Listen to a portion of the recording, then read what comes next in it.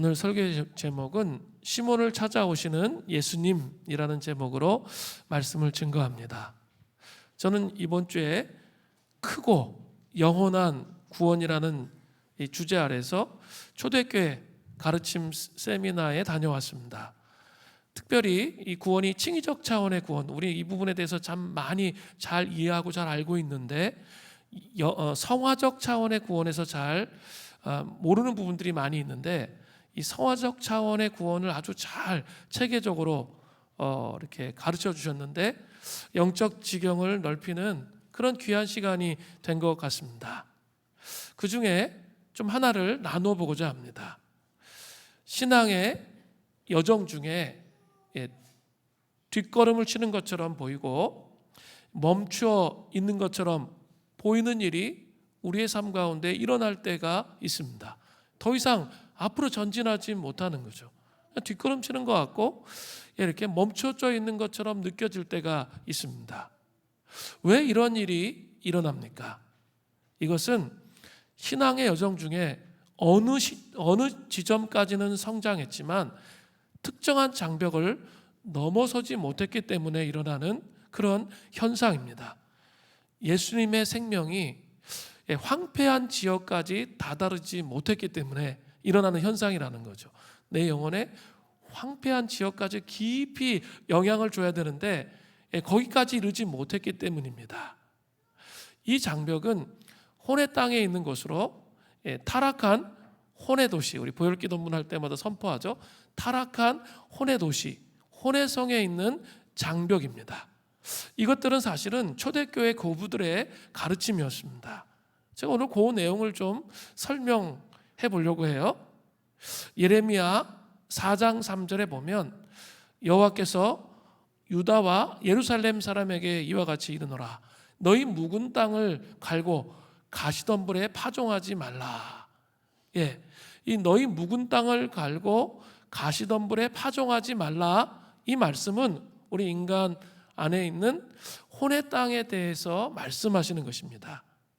이 혼의 땅은, 인간은 영육 혼으로 나눌 수 있죠. 이렇게 우리의 인간의 혼의 땅은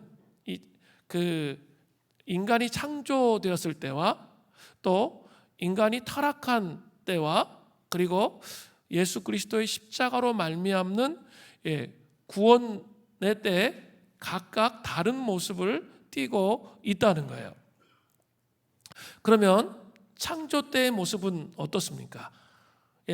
우리 죄를 짓기 전에 창세기 3장에 죄가 들어오기 전에 인간의 모습은 인간의 혼은 에덴 동산처럼 보였습니다.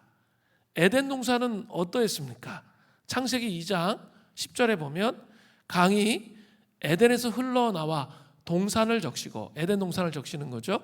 거기서부터 갈라져 내 근원이 되었으니, 창조 때 인간의 혼은 뭐예요? 그 생명수의 강이 그 안에 흐르고 있었다는 것을 보여주고 있습니다. 또 창세기 2장 9절을 보면 여호와 하나님이 그 땅에서 보기에 아름답고 먹기에 좋은 나무가 나게 하시니 동산 가운데는 생명나무와 선악을 알게 하는 나무도 있더라.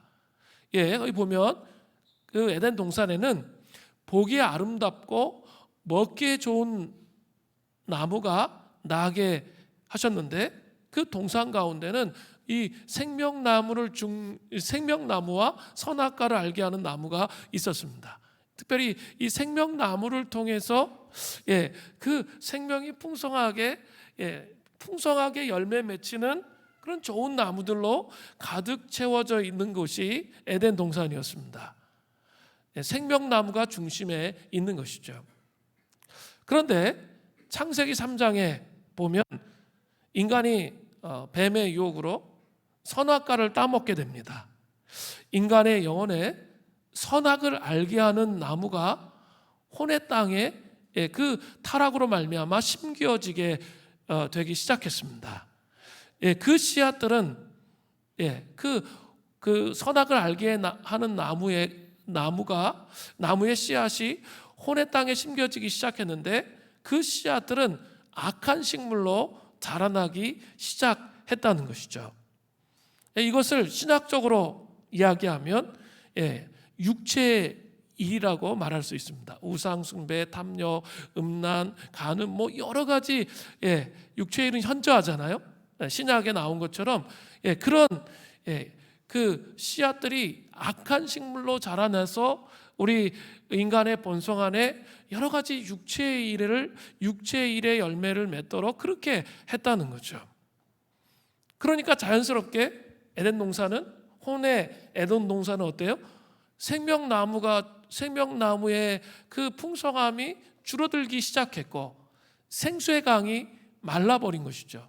그리고 오염수가 인간의 혼 안으로 가득 들어오게 되었습니다. 황폐한 혼의 모습은 어떤 모습입니까? 선악을 알게 하는 나무로부터 나온 악한 식물들이 혼의 땅을 사막과 같이 만드는 거죠. 아주 황폐하게 만든 거예요. 그리고 그 혼의 땅이 균열, 크랙이 가게 만들어 놓은 거죠. 그리고 그 크랙 안으로 벌레와 같은 나쁜 것들이 계속 들어오는 거죠. 악한 영들이 들어와서 인간을 괴롭히고 고통 가운데 더 어두움으로 본능적으로 살도록, 타락한 본능과 본성으로 살도록 그렇게 이끌어 갔다는 것이죠. 그런데 창조, 타락, 구속, 예수 그리스도로 말미암아, 십자가로 말미암아 혼의 땅이 구속을 받았습니다. 자, 구원의 은혜가 먼저 영 안으로, 하나님과 소통할 수 있는 영 안으로 씨앗처럼 들어온다고 제가 보혈기도 스쿨 할 때 많이 말씀드렸어요. 씨앗처럼 들어오고 이제 혼의 장벽을 부수고 사람들을 변화시키죠. 혼의 그 여리고성처럼 있었던 이 장벽들을 부수고 다시 회복시키시고 새롭게 하시는 거죠. 또 생명나무는 다시 동산처럼 보이기 시작하는 혼의 중앙에 제 자리를 회복하게 되는 거죠. 그게 십자가의 놀라운 능력이잖아요. 은혜가 자랄 때 그것은 혼의 장벽들을 허물고 혼으로 확장하여 타락으로 인한 상황을 변화시키는 거죠. 혼의 장벽을 무너뜨리고 그 혼의 각 영역 구석 크랙간 그런 영역까지도 그 어둠을 쫓아내고 변화하고 회복되도록 그렇게 하시는 것이죠. 이 작업을 누가 하세요? 생명의 주인이신 예수님과 연결되어서 성령님께서 내 안에 그리스도의 형상이 형성되어지도록 그렇게 해 가신다는 거죠. 제가 지금 이 초대교회 절기로 성령의 절기에서 금요 심야 기도회 때마다 제가 이렇게 성령님에 대해서 잘 말씀을 드리고 있습니다. 그냥 성령님이, 우리는 그냥 능력, 그것밖에 잘 몰라요. 물론 성경에 그런 성령님은 능력이 되시는 부분이 분명히 나타나고 있지만 또 성령님에 대해 성경 안에 많은 부분이 나타나고 있는데 잘 모르는 부분이 많아요. 성령님은 인격이세요, 그죠? 그리고 성령님은 삼위일체 하나님의 한 위격이세요. 그리고 성령님은 예수님이 부활 승천하신 후에 우리가 이 땅에서 선교사로 보내심을 입어서 살도록 하시기 위해서 그 보내주신 영이 성령님이세요.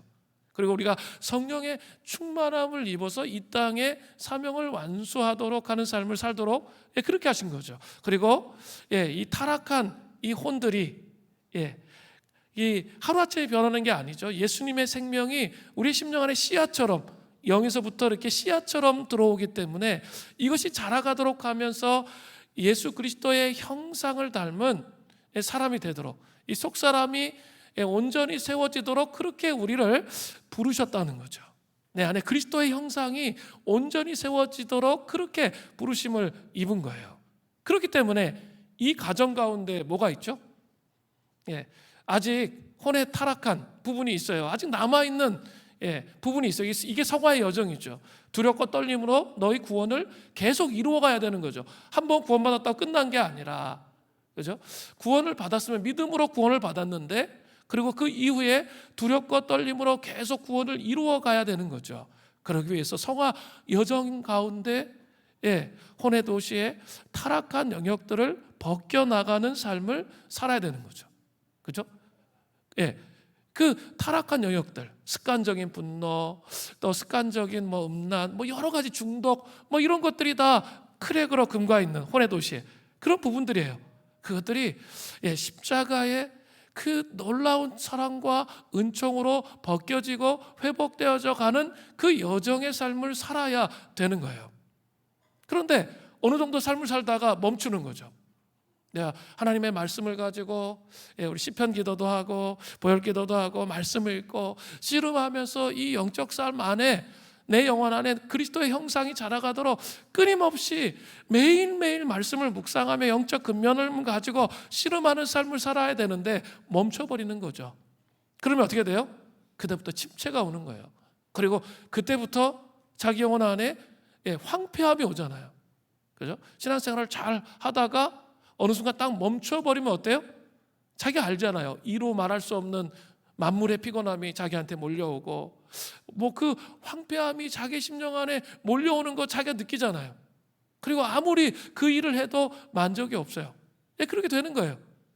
우리 내 안에 그리스도의 형상이 이루어지기 위해서, 생명나무가 자라기 위해서, 생명나무가 자라가면 우리 안에 뭐가 열매 맺혀지는 거죠? 성령의 열매가 맺히는 거잖아요. 갈라디아서 5장 22절부터 23절에 사랑과 희락과 화평과 오래 참음과 자비와 양성과 충성과 온유와 절제의 열매들이 풍성하게 맺혀지면서 그리스도 형상으로 자라가기 시작한다는 거죠. 정말 심오한 이런 식의 내용들을 많이 말씀해 주셨는데 정말 이 구원의 위대성에 대해서 다시 한번 깊이 묵상하게 되었어요. 그런데 이러한 원리를 알지 못하고 영적 위기감을 잘 감지하지 못해요. 그리고 있으면 그 영적인 위기감을 감지하지 못하고 그냥 그 자리에 머물러 있으면 그 신앙생활을 제대로 하기가 어려워요. 영적인 성장 없이 10년, 20년, 30년, 40년 늘 이야기하는 건 난 아직도 영적 침체 중이야. 그 이야기를 하는 거죠. 그리고 삼위일체 하나님과의 풍요로운 연합의 신비를 통해 풍성한 교제 안에 들어가는 것이 무엇인지 잘 모를 수 있는 거죠. 현대를 사는 그리스도인들의 최대 위기는 이런 영적 위기감을 잘 감지하지 못하는 데에 있는 겁니다. 그러면서 그때부터 종교적인 신앙생활을 하는 것이 아주 심각한 문제예요. 그러니까 종교적인 부분에서만 예수님이 주인이셔. 그래서 이렇게 주일날 성수하는 거 칼같이 하죠. 그리고 하나님 앞에 11조 하는 거 칼같이 하죠. 그런데 문제는 뭐냐면 종교적인 부분에서만 예수님이 주인이야. 그리고 삶의 모든 영역은 내 마음대로 사는 거죠. 그러면 이게 뭐예요? 생명이 없어요. 생명이 끊어진 상태가 되는 거예요. 그리고 어떤 변화가 없는 30년을 신앙생활 했는데 인격이 변한 게 없어. 똑같아. 이런 식의 신앙생활을 하게 된다는 거죠. 오늘 본문에 시몬 베드로는 예수님의 제자로 부르심을 받았어요. 그런데 먹고 사는 문제로 인해서 오늘 본문에 나타난 시몬 베드로는 신앙이 제자리를 걷고 있었습니다. 심각한 영적 위기감을 겪고 있었습니다. 그때 우리 예수님께서 시몬 베드로를 찾아오세요. 그리고 시몬을 깊이 만나 주십니다. 함께 본문을 살펴보겠습니다. 오늘 본문에서 예수님과 만남을 가진 시몬 베드로는 그 전에 적어도 2번의 만남이 있었다는 사실이 중요해요. 그냥 오늘 본문이 밑도 끝도 없이 그냥 이렇게 신앙 고백을 한 내용이 아니라는 거예요. 그 앞에 뭔가 만남이 있었다는 거죠. 지난주 강의에서 제가 살펴봤죠. 누가복음 4장 38절부터 39절을 보면 예수께서 일어나 회당에서 나가사 시몬의 집에 들어가시니 시몬의 장모가 중한 열병을 앓고 있는지라. 사람들이 그를 위하여 예수께 구하니 예수께서 가까이 가서 열병을 꾸짖으신데 병이 떠나고 여자가 곧 일어나 그들에게 수종드니라. 분명히 시몬 베드로는 자신이 직접 하나님의 기적을 경험한 것은 아니었지만 자신의 가족 중에 한 사람, 장모가 말라리아 병에 걸려서 거의 포기했어요. 그죠? 포기했었는데 예수님을 만나고 기적적으로 치유받는 그런 일을 경험했습니다. 그때 분명히 시몬 베드로는 살아계신 그 예수님에 대한 믿음을 갖게 되었다는 것이죠. 그리고 또 살펴보아야 할 본문이 있습니다. 마태복음 4장 18절부터 20절이에요. 갈릴리 해변에 다니시다가 두 형제 곧 베드로라는 시몬과 그의 형제 안드레가 바다에 그물을 던지는 것을 보시니 그들은 어부라. 말씀하시되 나를 따라오라. 내가 너희를 사람 낚는 어부가 되게 하리라 하시니 그들이 곧 그물을 버려두고 예수를 따르니라. 이 본문을 보면 오늘 본문하고 상당히 유사해요. 그러나 분명한 차이가 있는 게 있어요. 시몬과 시몬의 동생 안드레는 얕은 바다에서 그물을 던지고 있었어요. 오늘 본문은 깊은 바다에 가서 그물을 던졌거든요. 그 그물을 던진 게 차이가 있었던 거죠. 왜냐하면 해변가에서 그물을 던지는 것을 예수님께서 보셨기 때문에 얕은 바다라는 것, 바로 해변가에 엎였다는 것을 알 수 있다는 것이죠. 이것은 오늘 본문의 내용과 이 마태복음 4장 18절부터 20절은 다른 본문이라는 것을 금방 알 수 있는 것이죠. 이것은 분명히 오늘 누가복음 5장의 사건이 있기 전에 주님의 부르심을 받아서 시몬이 주님을 따라갔었고, 그때 시몬은 배와 그물, 부모와 형제와 친척을 버리고 예수님을 따라갔다는 것을 알 수 있어요. 그런데 자세한 설명은 나와 있지 않지만 시몬은 오늘 본문에 살펴보면 다시 따라갔었는데 다시 생업에 종사하고 있는 모습이 나타난다는 거죠. 시몬은 주님을 경험하고 주님의 제자로 따라 나섰지만 생활의 염려로 인해서 마음이 둔해진 거죠. 목구멍이 포도청이었어요. 그래서 다시 주님을 따르는 것을 포기하고 자기 생업에 집중하고 있었다는 것을 알 수 있어요. 그게 앞에 내용이 있는 거예요. 그런 것이 없이 그냥 5장에 갑자기 예수님 만나 그런 게 아니라는 거예요. 앞에 내용이 있었다는 거예요. 자, 이런 관점에서 또 누가복음 5장 2절을 보세요. 호숫가에 배 두 척이 있는 것을 보시니 어부들은 배에서 나와서 그물을 씻는지라. 이 배 두 척 중에 한 배에 누가 있었죠? 누구의 배였죠? 시몬의 배였죠. 또 살펴보겠습니다. 누가복음 5장 5절 전반절을 보세요. 시몬이 대답하여 이르되 선생님, 우리들이 밤이 새도록 수고하였을 때 잡은 것은 없지만은.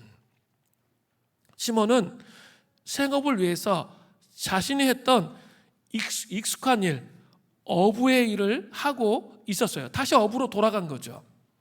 갈릴리 해변에서 야간 고기잡이는 대단히 흔한 일이었습니다. 고기잡이는 보통 이 물고기들이 적극적으로 활동하고 수면 위로 올라오는 야간에 적합했습니다. 그런데 오늘 본문을 보면 야간에 고기를 잡았는데 아무것도 잡은 것이 없었습니다. 얼마나 허탄했을까요? 밤새도록 그물질을 했는데 아무것도 없어요. 피라미 새끼 한 마리가 없어요. 아니, 자기 인생 가운데 어부로 잔뼈가 굵었는데 이런 날이 있었을까요?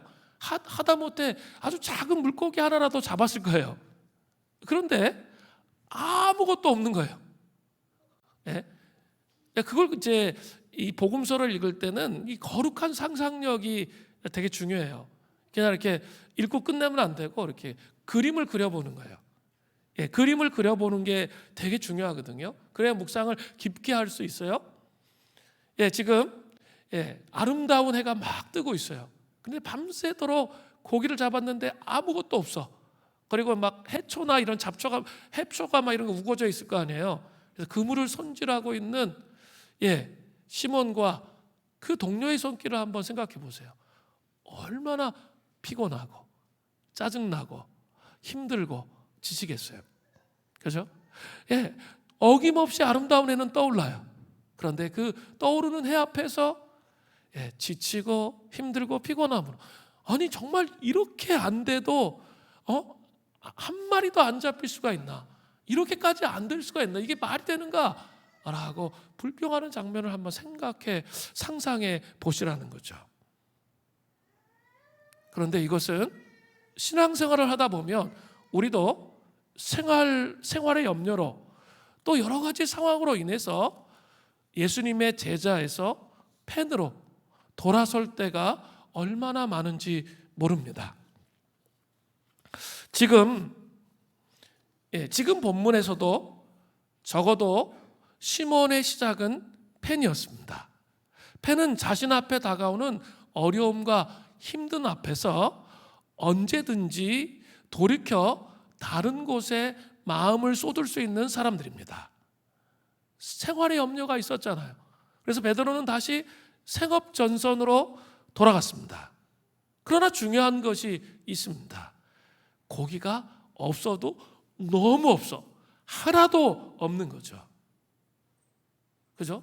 있을 수가 없는 거예요. 자기 인생에 한번 있을까 말까 한 일이 일어난 거죠. 여러분 잘 아셔야 돼요. 베드로는 아까 주님을 따르는 제자의 삶을 살았는데, 살기를 결정했는데 지금 팬의 삶을 살고 있었어요. 그러니까 어때요? 예수 그리스도를 따르기로 결단한 사람이 그 제자의 삶을 살지 못할 때, 그때부터 이제 하나님께서 작업이 들어오세요. 관섭하시는 하나님의 사랑을 보여주시는 거죠. 도무지 이해되지 않는 방식의 일들이 계속 자기의 삶 속에 일어난다는 거죠. 지금 베드로가 그런 상황 가운데 있었다는 거예요. 팬에 대한 이 사전적 정의는 누군가를 열정적으로 좋아하는 사람이란 뜻이에요. 팬은 맨몸에 이 페인트 칠을 하고 축구장에 가는 사람들이죠.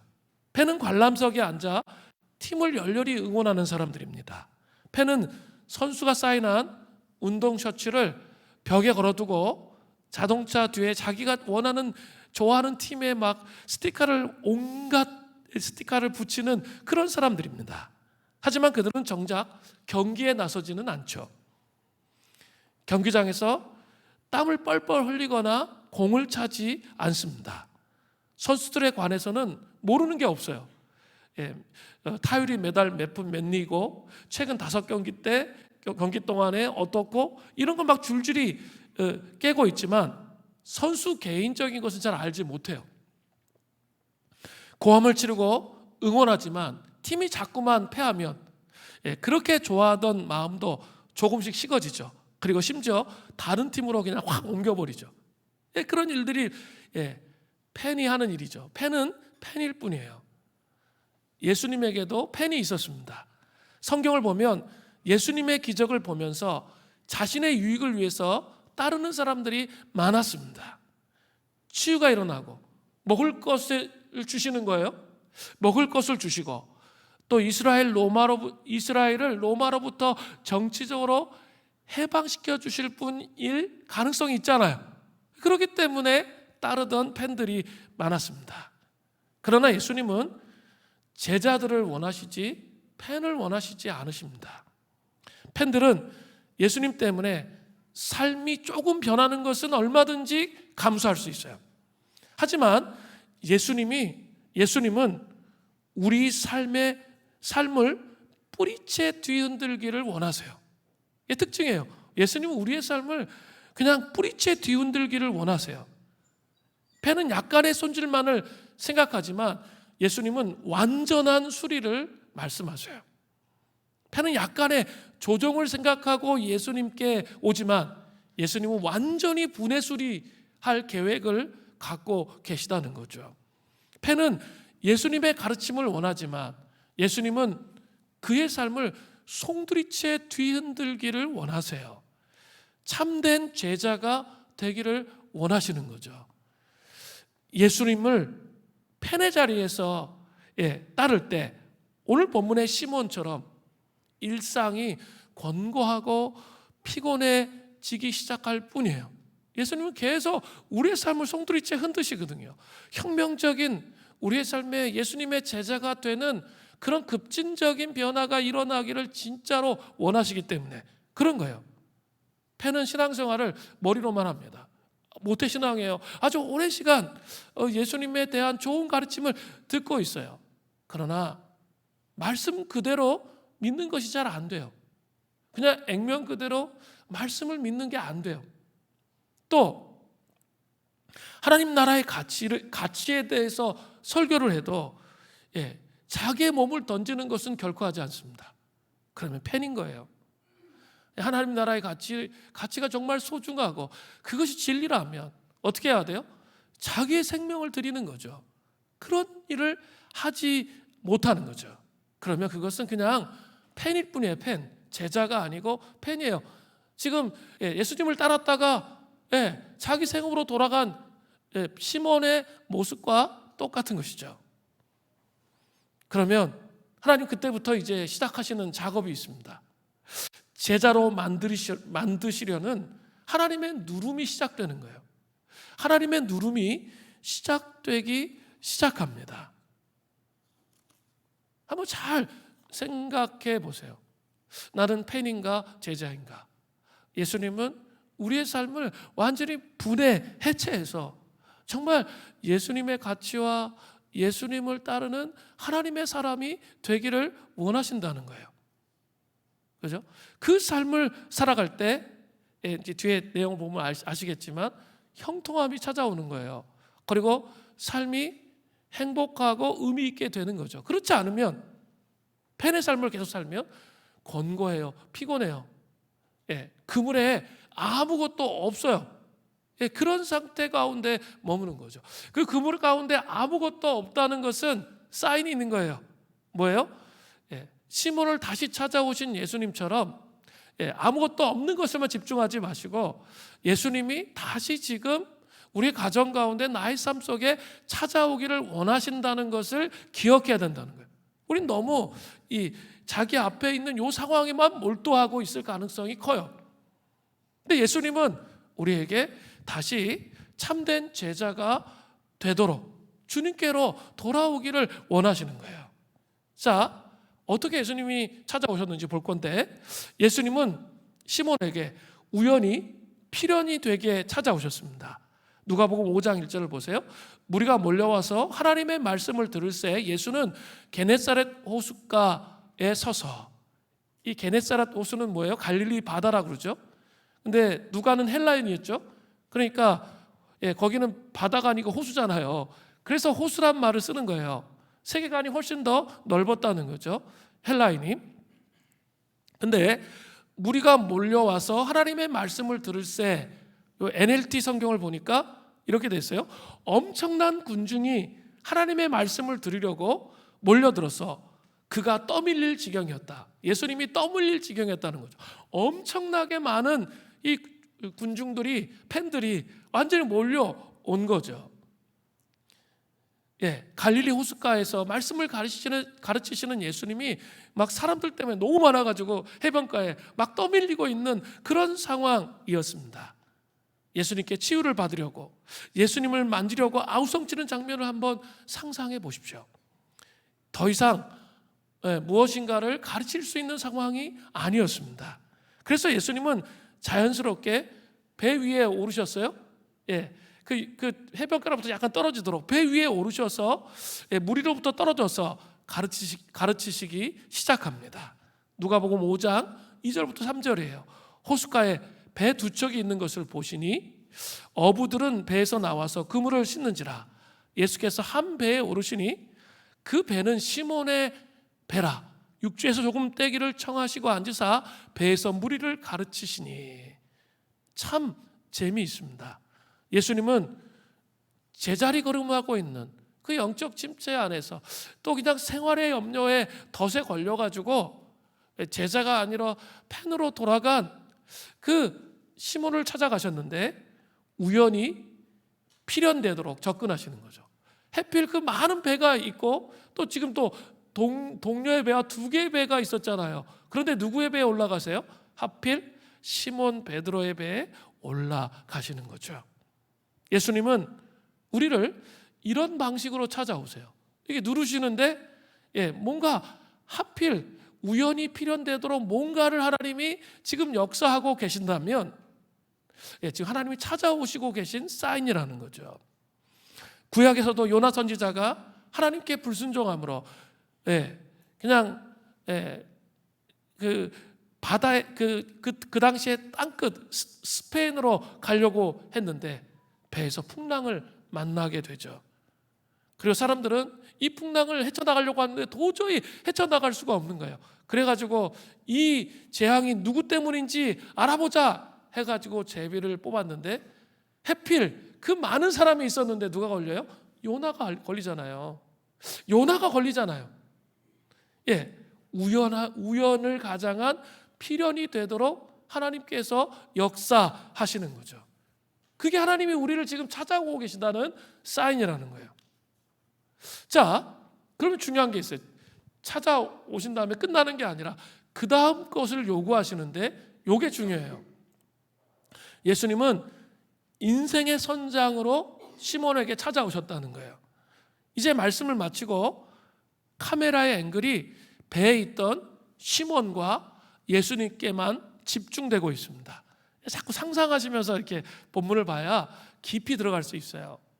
예수님께서 뭐라고 말씀하세요? 누가복음 5장 4절이에요.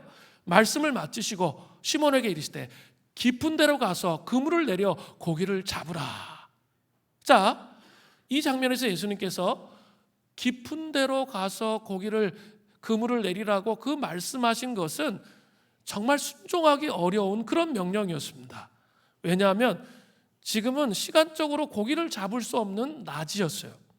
또 업으로 잔뼈가 굵은 전문가인 베드로에게는 도저히 받아들이기 어려운 명령이에요. 예수님이 뭘 아시겠어? 예수님 목수였잖아. 예수님 목수 출신인데 목수가 어부의 일을 어떻게 알아? 하면서 거절할 수도 있었습니다. 또 그물을 씻어놓은 상태예요. 그리고 짜증이 만땅 나 있어요. 밤새도록 고기를 잡으려고 했는데 잡지 못했잖아요. 아니 이렇게 지독하게 운이 없는 날이 없었단 말이에요. 한 마리라도 잡았어야 되는데 아무것도 없어요. 지친 상태예요. 그럼 예수님께 거역하고 불순종하고 짜증을 확 낼 수 있는 그런 상태였습니다. 그런데 시몬이 어떻게 반응합니까? 누가복음 5장 5절입니다. 시몬이 대답하여 이르되 선생님 우리들이 밤이 새도록 수고하였을 때 잡은 것은 없지만은 말씀에 의지하여 내가 그물을 내리리이다 하고. 자, 처음에는 자신의 상황을 이야기하지만 말씀에 의지해서 그물을 내리겠다고 고백합니다. 그죠?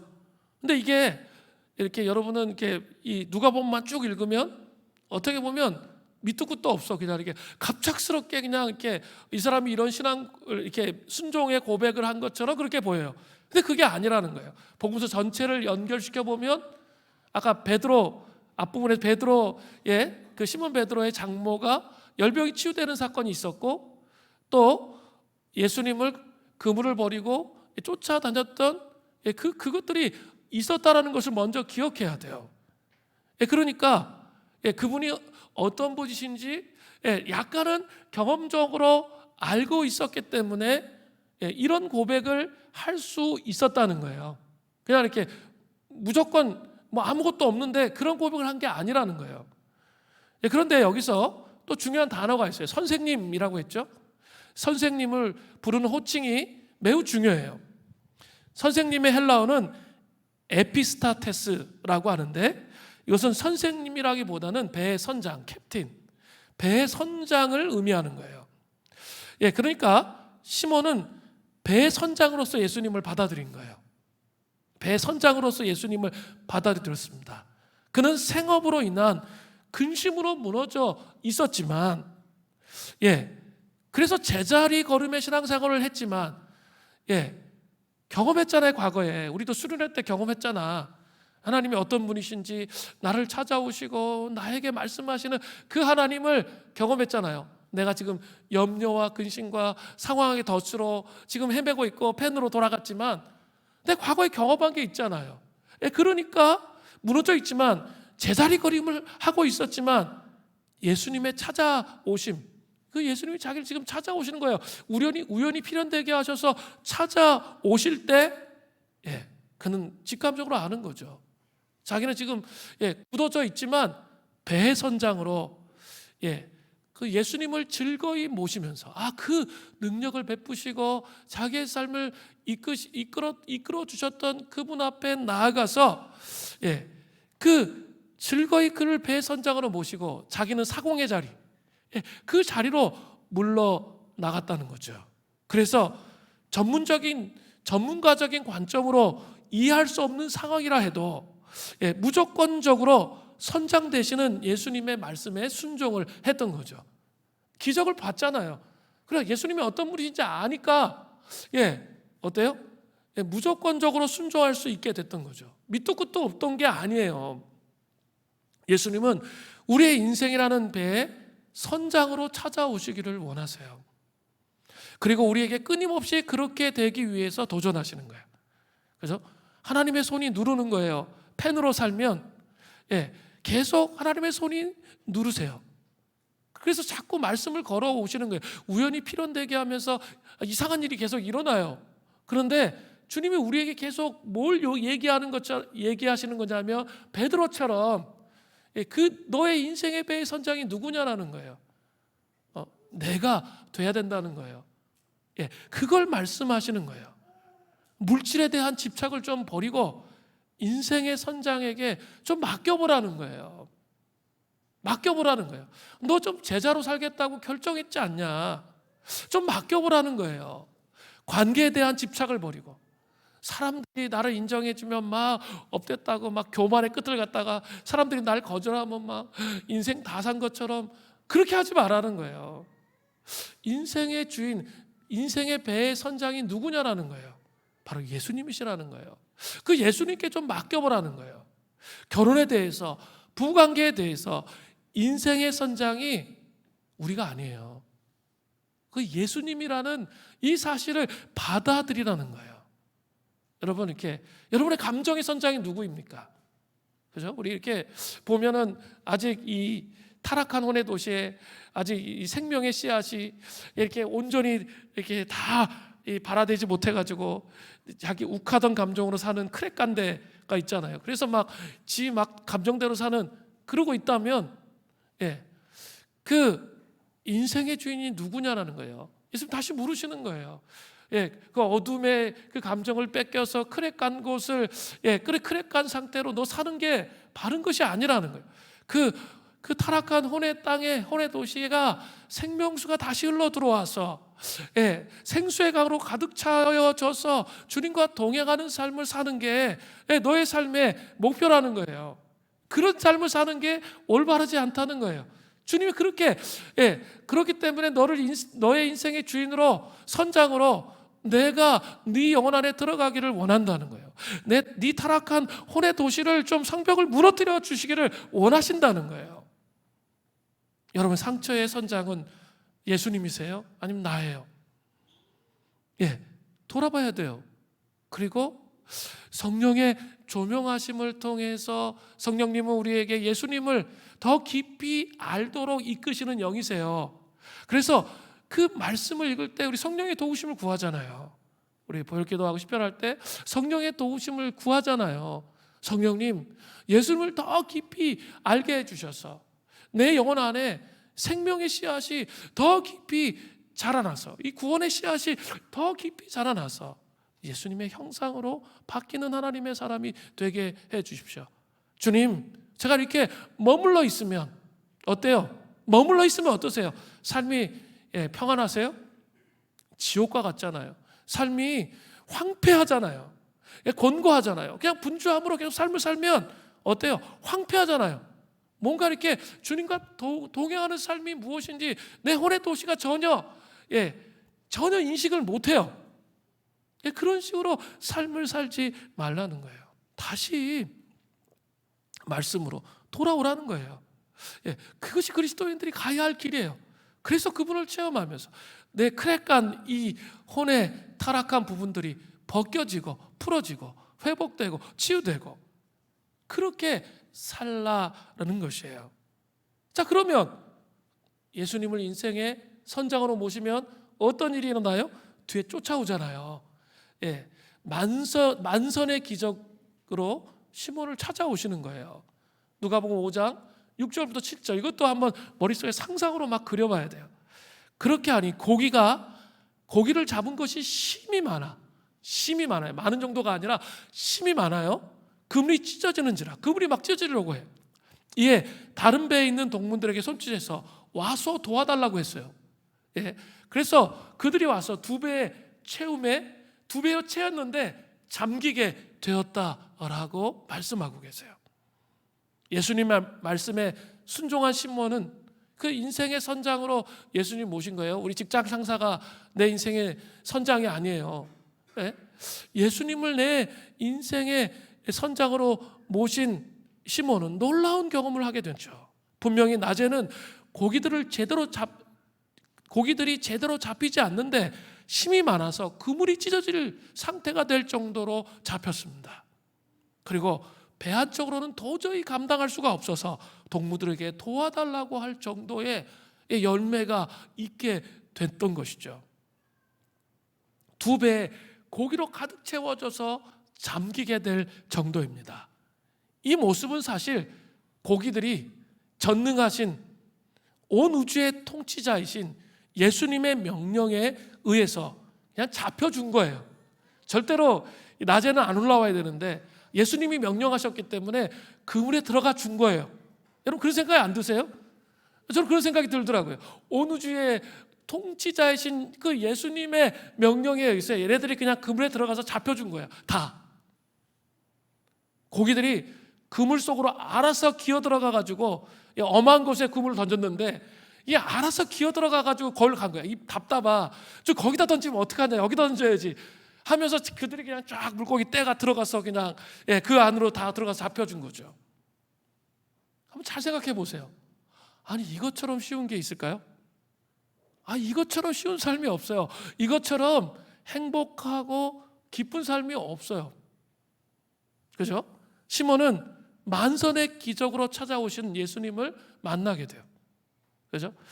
팬이 아니라 제자로, 그죠? 자기의 삶을, 자기의 생명을 들여서 자기의 가치를, 나의 삶을 정말 예수 그리스도께 온전히 맡겼을 때 이런 경험을 하는 거예요. 우리는 항상 두 가지를 놓고 머릿속에 잔머리를 막 굴리잖아요. 주판을 막 튕기고. 이렇게 하면 안 되고요.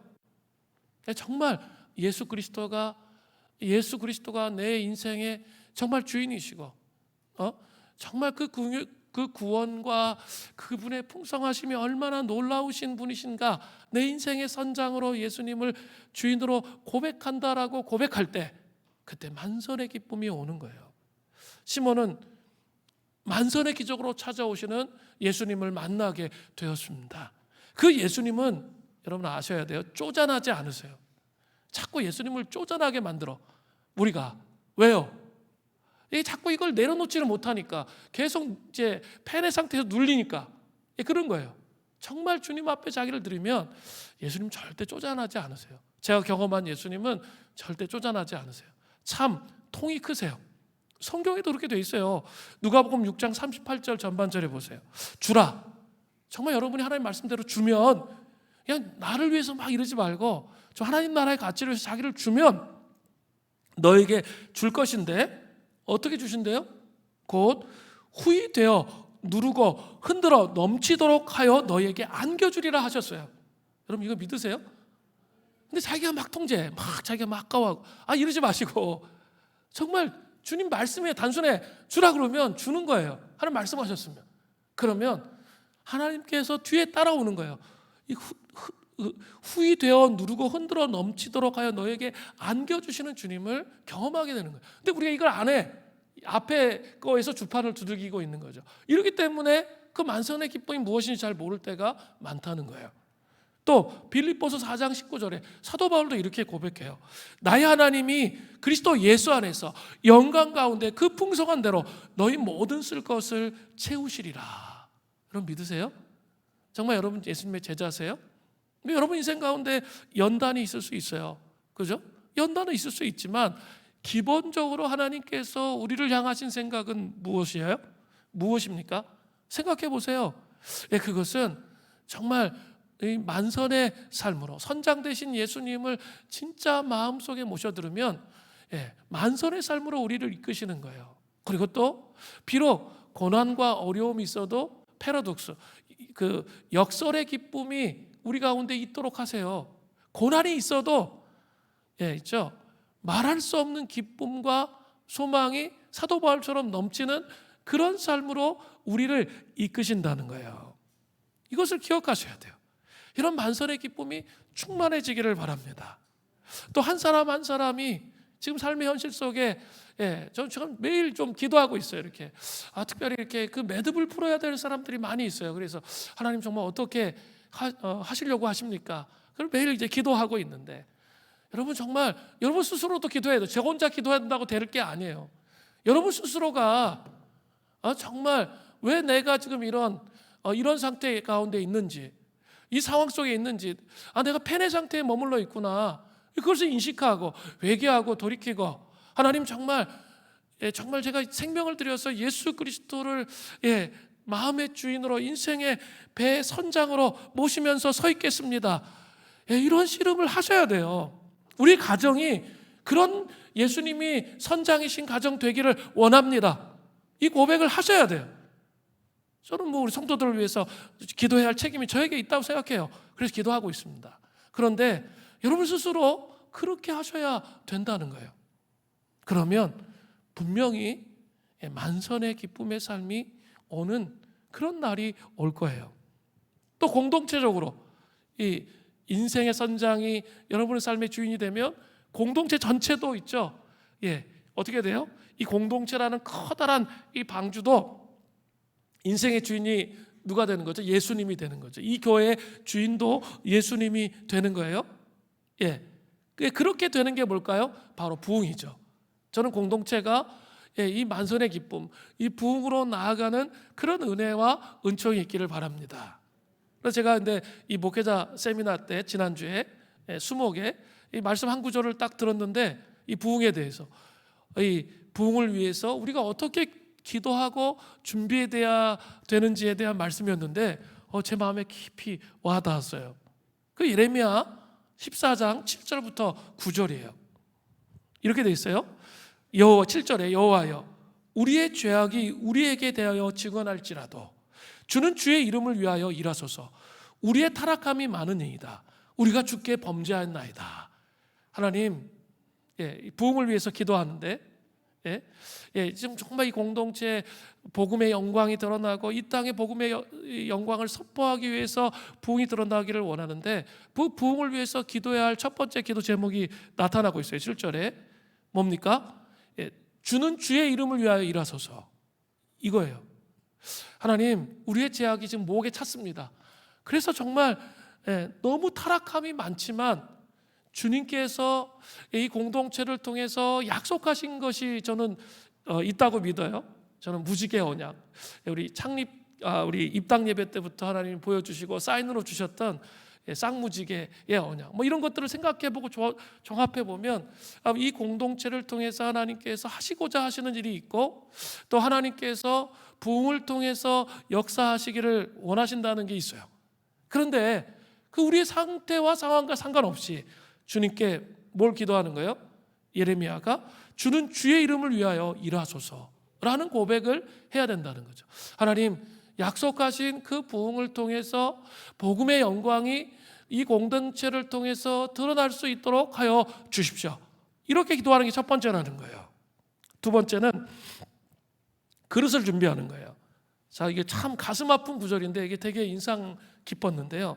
이런 구절이에요. 이스라엘의 소망이시여 고난 당한 때 구원자이시여. 이스라엘의 소망이고 고난 당할 때 구원자시라는 거예요. 그리고 그 다음 구절이에요. 어찌하여 이 땅에 거류하는 자 같이 하룻밤을 유숙하는 나그네 같이 하시나이까. 뭡니까? 하나님께서 그 이스라엘을 찾아오시는데 아주 코딱지만큼 찾아오시는 거예요. 이 땅에 거류하는 자 같이 하룻밤을 유숙하는, 여관에서 유숙하는 나그네처럼만 오신다는 거예요. 이것은 우리의 상태를 반영하는 말씀이에요. 우리는 전교인 수련회를 통해 모임과 집회를 통해 주님을 초대합니다. 그죠? 주님을 초대해요. 그럼 그분이 오세요. 그죠? 우리 수련회 가면 하나님이 우리에게 깊이 말씀하시잖아요. 깊이 기도하다 보면 하나님이 말씀하세요. 그런데 수련회 갔다 와서 이제 피곤하고 힘들었다. 이제 푹 이제 퍼져 자고 그 다음에 이제 또 삶을 사는데 그 다음부터 이제 자기 방식으로 살죠. 그러면 그분이 우리 안에 머무실 수가 없는 거죠. 지금 예레미야의 고백처럼 하고 있는 거예요. 어찌하여 이 땅에 거류하는 같이 하룻밤을 유숙하는 나그네 같이 하나님께서 우리의 삶 가운데 오시는 거예요. 이게 너무나 슬픈 일이죠. 주님이 우리의 삶에 계속적으로 함께해 주셔야 되는데 하룻밤 여간방에 그냥 머물다 가시는 것처럼 내가 정말 초대를 했기 때문에 부르짖어 기도했기 때문에 주님이 그렇게 찾아오셨는데 또 다시 자기 방식으로 돌아가니까 주님이 떠나가시는 거죠. 그렇기 때문에 중요한 게 뭐예요?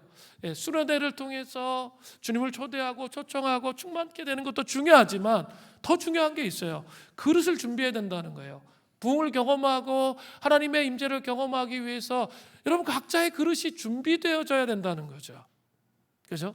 준비되어져야 하는 거예요. 내 방식대로 사는 게 아니에요. 그분이 성령님께서 삼위일체 하나님께서 내 마음속에 거하실 수 있도록 그릇이 준비돼야 된다는 거죠.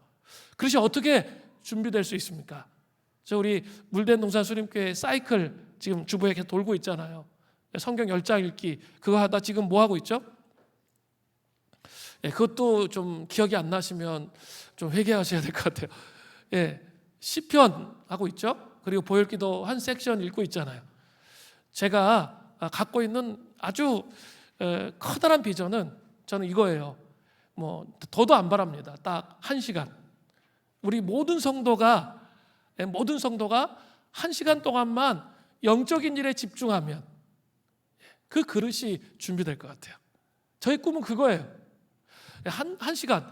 그리고 좀 더 원한다면 뭐 새벽기도 나오셔서 1시간 부르짖어 기도하고 좀 더 원하면 이게 너무 많이 원하는 것 같아요. 뭐 그런 하여간 일단은 다 제끼고 이 사이클만 좀 해주시는데 1시간이에요. 1시간. 제가 1시간에 대한 얘기를 지금 하려고 해요.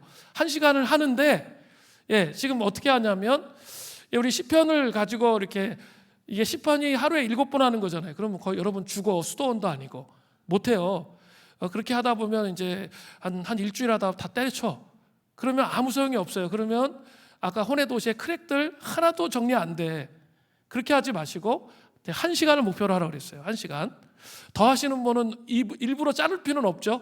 한 2시간 하시는 분은 계속 2시간 하시고 제가 안 되시는 분들을 위해서 얘기하는 1시간의 목표인데 1시간 동안 기도하라 그러면 기도 못해요. 근데 성경을 읽을 수 있잖아. 보혈기도면 읽을 수 있잖아요. 제가 뭐 느껴지고 안 느껴지고 그런 걸 떠나서 읽으라는 거예요. 그래서 어떻게 하냐면 하루에 하나씩 섹션을 하루에 하나씩 시편을 읽는 거예요. 이렇게 6시 기도부터 월요일 날 읽으세요. 주일 날. 자, 읽는데 앞에 시작하는 기도가 있죠. 시작하는 기도가 있는데 그 시작하는 기도의 부분에서 시편 51편을 매일 읽잖아요. 그죠? 그 51편을 읽고 그 다음에 거기에다가 보혈기도 있죠. 보혈기도의 12가지 원리 섹션 A, B, C, D 2로 돼 있잖아요. 하나 더 늘리세요. B를 길잖아 너무 그것도. 그래서 잘라드리는 거예요. B를 눈까지 하세요. 눈까지. 눈. 그러면은 6개, 7개 이렇게 되잖아요. 6개 되죠? 그러면 어떻게 될까요? 제가 이렇게 해보니까 딱 40분이면 해. 40분이면 딱 40분이면 읽거든요. 초대교회 때는 어떻게 했냐면 왜 시편을 읽었냐면은 그 당시에는 이렇게 노래 잘하는 사람 별로 없었잖아. 그죠? 우리 예배 드리기 전에 찬양을 하잖아요. 찬양을 하면서 어떻게 하는 거예요? 더 깊은 예배 안으로 들어가려고 하잖아요. 그죠? 그 말씀의 은혜와 깊은 예배 안에 들어가는 것과 똑같아요. 이렇게 시편을 읽는 것은 뭐예요? 그냥 그거 자책을 지금 하고 있는 게 뭐냐면 예배 안에 들어가는 거예요. 그걸 했어. 그럼 찬양 안 해도 돼요. 그냥 시편 자체를 읽고 있는 것 자체가 이미 내가 예배 안으로 들어갈 수 있는 준비가 되는 거예요. 자, 우리는 너무 그냥 소견에 오른 대로 자유기도 하잖아. 자유기도. 그냥 내 마음대로 내 감정대로 막 기도하잖아요. 그렇게 하지 말고 이 앞부분에서 시편과 보혈기도를 통해 정리가 되면 그 다음에 초대교회 성도들은 그것을 뭐라 그랬냐면 수건을 벗은 자유기도라고 그랬어요. 수건을 벗은 자유기도를 할 수 있단 말이에요. 그래서 40분 동안 그렇게 하고 20분 동안은 오늘 하루 일어날 일들을 놓고 하나 구체적으로 하나하나 기도하고 말로 그렇게 끝내시면 돼요. 여러분이 이것만 제대로 잘 해주시면 금요심야 기도에 오면 배가 돼요. 강력한 성령의 기름 부으심이 배가 돼요. 성경 읽는 거 잘 모르겠다 어떻게? 그럼 오늘 저 오후에 청년부들한테 제가 기초 가르치고 있거든요. 초대교회 성경 읽기 어떻게 읽었는지요. 오늘 그거 강의하기로 했어요 제가. 그거 좀 들으세요. 이렇게 그 초대교회 방식으로 성경을 좀 읽으면서 그 작업을 하면 저는 1시간이에요. 1시간 할 수 있죠. 이렇게 20분만 기도하면 되잖아. 그 나머지 읽는 거예요. 근데 그 읽는 게 계속 꾸준히 읽다 보면 맨 처음에 반응이 안 되는데 점점 내 혼의 문이 열리고 생명의 씨앗이 자라나면 깊이 있게 반응이 되면서 시편의 이 정서적 반응들이 일어나기 시작해요. 그렇게 간다는 거죠. 여러분 꼭 저랑 약속해 주세요. 그리고 이제 나머지 시간에 저는 이게 1시간이 되면 저녁 때 잠자기 전에 성경 한 4장만 읽어주세요. 신약과 구약 뭐 이렇게까지 좀 하면 좋겠다 생각이 들고요. 욕심이 그것도 안 되면 소그룹에 와서 그냥 맨날 온갖 인생살이 잡담 만담 이런 거 하지 마시고 일단은 성경을 이렇게 통으로 읽으세요. 그러니까 에베소서 1장부터 4장까지 다 읽고 시작하세요. 오늘은 보혈기도 섹션 하나 하고 시작하고 이렇게 매주 모일 때마다 하나씩 바꾸세요. 오늘은 시편기도 20분이니까 하고 하세요. 그러면 돼요. 성경 읽기에 대해서 궁금하시면 이따 오후 시간에 좀 들으시면 될 것 같고, 자 그렇게 그릇을 준비하는 게 필요한 거예요. 그러면 금요심야 하기도 오면 그 하나님께 앞에 들어가는 게 달라져요. 근데 일주일 내내 아무것도 안 하고 왔어. 그러면 이게 아무래도 하나님의 임재에 들어가는데 이게 시간이 엄청 걸려요. 그리고 안 돼요. 여러분이 그런 혼의 도시를 바꿔가는 성화의 여정을 통해 위대한 구원으로 나아가는 그 과정을 여러분이 사셔야 된다는 거죠. 그건 제가 해줄 수 없어요. 세 번째로, 그리고 이제 9절에 이제 이렇게 돼 있죠. 9절은 이렇게 돼 있어요. 어찌하여 놀란 자 같으시며 구원하지 못하는 용사 같으시나이까. 여호와여, 주는 그래도 우리 가운데 계시고 우리는 주의 이름으로 일컬음을 받은 자여오니 우리를 버리지 마옵소서. 이게 뭡니까? 그래도 우리 가운데 계시고 우리는 주의 이름을 일컬음을 받은 자여오니 우리를 버리지 마소서. 주님을 내가 여관방에 모시고 있었는데 주님 저를 불쌍히 여겨주시고 긍휼히 여겨주셔서 부흥을 달라는 고백이에요. 이 세 가지의 이 고백을 해나가는 게 필요하다는 거예요.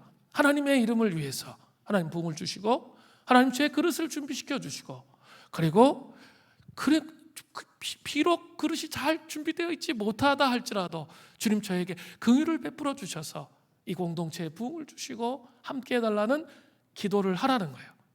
그것이 우리가 부흥을 위해서 해야 할 기도입니다. 자, 이렇게 찾아오신 예수님에 대해서 인생의 선장으로 영접하고 만선의 기적을 경험한 시몬은 그것으로 반응이 끝났을까요? 아닙니다. 그러면 어떤 반응을 더 했습니까? 그때부터 제대로 된 신앙 고백을 했어요.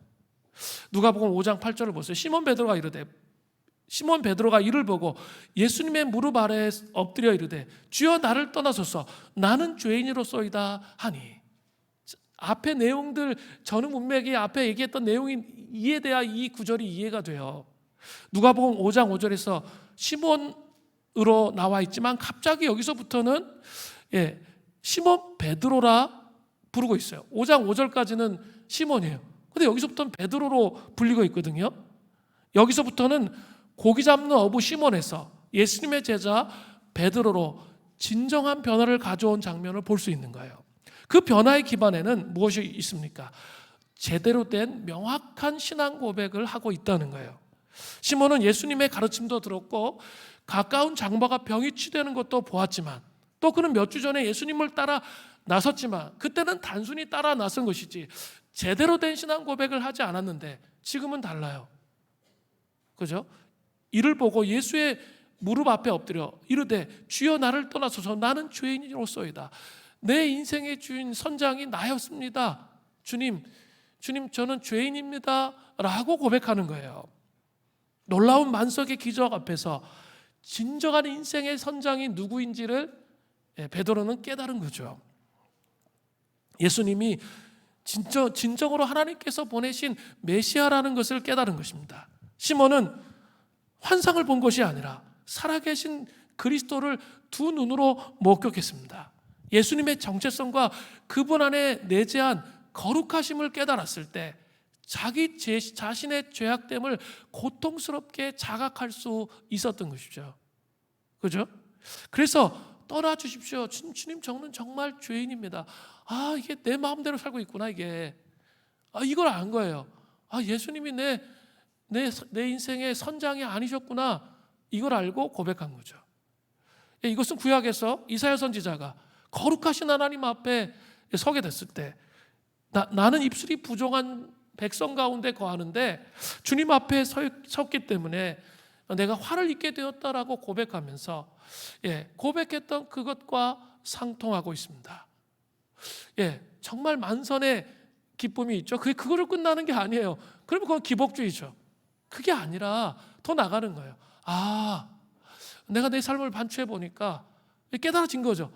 인생의 주인이, 인생의 선장이 나였구나 라고 고백하면서 그 만서를 보면서 회개의 고백을 뼛속 깊이 죄인임을 받아들이는 것이죠. 이것은 하나님의 은혜가 있어야만 되는구나, 이걸 경험하는 거죠. 그래야 제대로 된 신앙 고백을 하게 됩니다. 그리고 끝납니까? 아닙니다. 제대로 된 신앙 고백이 있은 후에 예수님께서 뭐라고 말씀하세요? 누가복음 9장 5장 9절부터 10절이에요. 이는 자기 및 자기와 함께 있는 모든 사람이 고기 잡힌 것으로 말미암아 놀라고 세베대의 아들들이 시몬의 동업자인 야고보와 요한도 놀랐습니다. 예수께서 시몬에게 이르시되 무서워하지 말라. 이제 후로는 내가 사람을 취하리라. 예수님 먼저 놀라고 있는 자들에게 무서워하지 말라 이렇게 말씀하셔요. 그리고 무슨 말씀을 하셨습니까? 이제 후로는 내가 사람을 취하리라. 사람을 취하리라는 사람을 사로잡으리라는 뜻이에요. 그리고 이제 후로는, 이제부터는 이란 뜻인데, 이 말은 과거로부터의 완전한 단절을 의미하는 거예요. 이것은 이제부터 모든 것이 너의 삶 속에 베드로처럼 변한다는 거죠. 사람을 취하는 사명을 시몬 베드로에게 주셨습니다. 명확한 신앙의 고백 토대 위에 새로운 사명의 삶이 열리는 거죠. 이러한 예수님의 부르심에 시몬이 어떻게 반응합니까? 5장 11절이에요. 그들이 배들을 육지에 대고 모든 것을 버려두고 예수를 따르니라. 그 전에 철없이 그물을 버리고 따랐던 것과는 달라요. 자발적인 따름으로 예수님 앞에 따라 나아가고 있다는 것이죠. 사명이 새로워진 그런 삶을 살고 있다는 거예요. 이런 부르심으로 예수님께서 여러분을 초청하십니다. 자, 이제 우리 같이 오늘 들었던 말씀 보면서 찬양하고 기도하겠습니다.